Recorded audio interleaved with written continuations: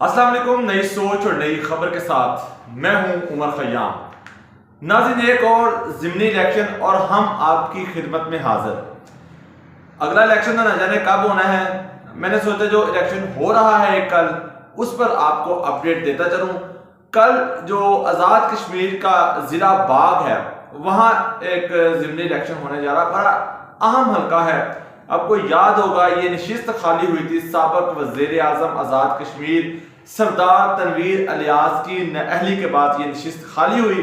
अब से चंद घंटों के बाद यहाँ पर जो है वो ज़िमनी इलेक्शन का मैदान सजने जा रहा है। पाकिस्तान मुस्लिम लीग नून, पाकिस्तान तहरीक इंसाफ और पाकिस्तान पीपल्स पार्टी के दरमियान कांटे का मुकाबला मतवक्को है। कौन सा उम्मीदवार भारी है, कौन सा उम्मीदवार यहाँ पर नशिस्त निकालने की जो है पोजीशन में है, आज की इस वीडियो में हमने डिटेल बात करनी है। आपने देखा होगा पिछले चंद रोज से यहाँ पर भरपूर कैंपेन चलाई गई इस हल्के में। गो के इस हल्के का जो है वो कोई इतना असर नहीं पड़ेगा आगे चल के, लेकिन अभी जो बयानिए की जंग ओवरऑल पूरे पाकिस्तान में चल रही है, पाकिस्तान तरीके इंसाफ को एक तरफ तोड़ फोड़ और दूसरी तरफ जो हुकूमत भरपूर तरीके से अपनी पाकिस्तान तरीके इंसाफ को कुचलने में लगी हुई है, इस सारे सिनेरियो में ये जो ज़िमनी इलेक्शन है ये बड़ा अहमियत के हामिल है। तो जल्दी से मैं बताता चलूं इस हलके में जो जो उम्मीदवार मद्दे मुकाबल हैं, जिनमें अब ये जो है वो ज़िमनी मार्का सजने जा रहा है।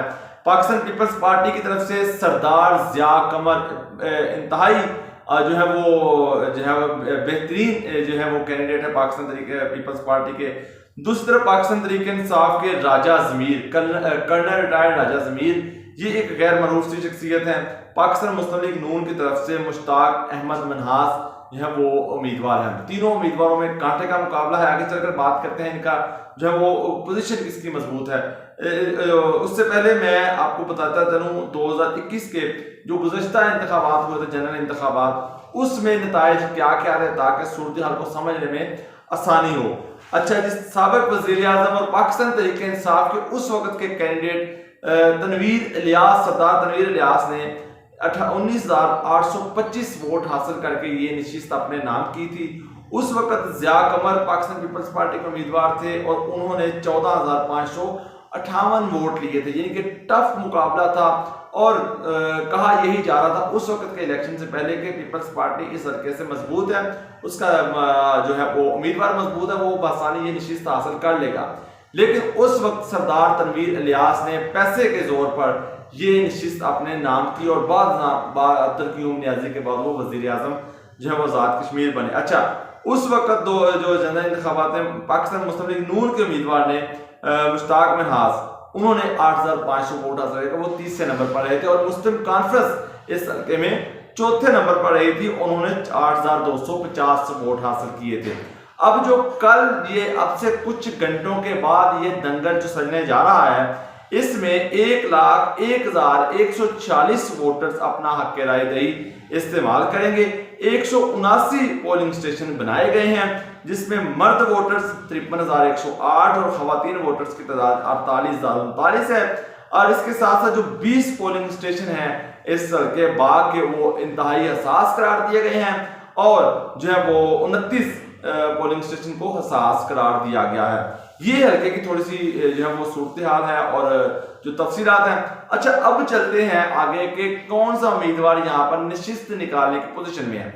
जिस तरह मैंने पहले बात की कि 2018 में यहाँ से पीपल्स पार्टी मजबूत थी, लेकिन सरदार तनवीर इलियास जो है वो 4 से 5,000 वोटों लीड की वोटों से जीते, तो वो पैसे के जोर पर उन्होंने वो नशिस्त निकालने में कामयाब हुए थे। लेकिन अब क्योंकि सरदार तनवीर इलियास नहीं है, पाकिस्तान तहरीक इंसाफ की तरफ से एक गैर मरूफ सी शख्सियत राजा जो है वो कर्नल रिटायर्ड राजा ज़मीर और मुश्ताक मनहास, जिस तरह मैंने पहले कहा कि पीपल्स पार्टी के उम्मीदवार मजबूत है, उनकी कैंपेन भी मजबूत है। यहाँ पर पीपल्स पार्टी की तरफ से भी भरपूर कैंपेन की गई, मुस्लिम लीग नून की तरफ से मरियम नवाज खुद यहाँ गई, राना सनाउल्लाह यहाँ गए और भरपूर उन्होंने कैंपेन चलाई। अब पाकिस्तान मुस्लिम लीग नून को यहाँ पर मुस्लिम इत्तेहाद का जो है वो मुस्लिम कॉन्फ्रेंस का इत्तेहाद है, जिन्होंने लास्ट टाइम 8500 वोट लिए थे और मुश्ताक मनहास ने मुस्लिम कॉन्फ्रेंस ने 8,250 वोट लिए थे और जो है वो PMLN मुश्ताक मनहास ने 8,500 वोट लिए थे। अब ये दोनों एक साथ मिलकर इलेक्शन लड़ रहे हैं, जबकि जो सरदार तनवीर इलियास है उन्होंने अपना कोई नुमाइंदा इस इलेक्शन में खड़ा नहीं किया, वो भी मुस्लिम लीग नून की हमायत कर रहे हैं। तो इस सिनेरियो में एक मजबूत उम्मीदवार पीपल्स पार्टी का और एक सारा जो है वो इतनी हमायत का वाला उम्मीदवार मुस्लिम लीग नून का, इनमें कांटे का मुकाबला है। तीसरा जो पीटीआई का उम्मीदवार है उसमें जो है वो एक अहम शख्सियत नहीं है, अहम उम्मीदवार, मजबूत उम्मीदवार नहीं है, लेकिन बावजूद उसके अगर उन्हें जो है वो बयानिए का और जज्बाती वोट पड़ जाए तो वो एक अलग बहस है। यानी कि गुज़श्ता इलेक्शन में पहले नंबर पर पीटीआई, दूसरे नंबर पर पीपल्स पार्टी और तीसरे नंबर पर मुस्लिम लीग नून थी, लेकिन इस इलेक्शन में जो सूरत हाल तब्दील हुई है, जो वफाक में और दीगर सूबों में सूरत हाल बनी हुई है, उसके बाद जो आज़ाद कश्मीर में इस वक्त जो सूरत हाल, सियासी सूरत हाल है, उसके पेश नज़र अगर बात की जाए तो यहाँ पर यह नशिस्त बासानी जो है वो पाकिस्तान पीपल्स पार्टी जीतती हुई नजर आ रही है। कुछ कहना इलेक्शंस के बारे में कहा, नतायज के बारे में कुछ जो है वो कुछ कहना कबल अज़ वक्त होता है, लेकिन सूरत हाल को मद्देनजर रखते हुए हम ये कह सकते हैं कि कल मुस्लिम पीपल्स पार्टी यहाँ से ये नशिस्त निकालने में कामयाब हो जाएगी। अब आगे चलते हैं। आज़ाद कश्मीर के बाद गिलगित बल्तिस्तान में भी तब्दीली का अमल शुरू हो गया है। वहां पर आज स्पीकर के खिलाफ तहरीक अदम एतमाद पेश की गई और जो 21 वोटों के साथ जो है वो कामयाब हुई, उनके खिलाफ सिर्फ एक वोट आया और जो है वो सैयद अमजद ज़ुबैरी को अपने स्पीकर के ओहदे से हाथ धोना पड़ा। और उसके बाद यहाँ पर पाकिस्तान तहरीक इंसाफ के ही नज़ीर अहमद एडवोकेट बिला मुकाबला स्पीकर मुंतखब हुए। अब आप सोच रहे होंगे कि पाकिस्तान तहरीक इंसाफ ने अपने ही स्पीकर को क्यों हटाकर जो है वो डिप्टी स्पीकर को स्पीकर बनाया, क्योंकि जब यहाँ पर इलेक्शन हुए थे, जब ये असम्बली बनी थी इलेक्शंस के बाद, उस वक्त एक मुआहदा पाया था कि ये जो स्पीकर है सैयद अमजद ज़ुबैरी, ये 2.5 साल के बाद मुस्ताफी हो जाएंगे, उसके बाद जो है वो डिप्टी स्पीकर जो है वो स्पीकर के ओहदे पर चले जाएंगे। लेकिन क्योंकि ज़ुबैरी साहब ने ओहदा छोड़ने से इनकार कर दिया था, जिस पर पाकिस्तान तहरीक इंसाफ ने ही, यानी कि अपनी पार्टी के उम्मीदवारों ने ही अपनी पार्टी के स्पीकर के खिलाफ तहरीक अदम एतमाद पेश की, जिसके हक में 21 वोट आए, 1 वोट खिलाफ आया।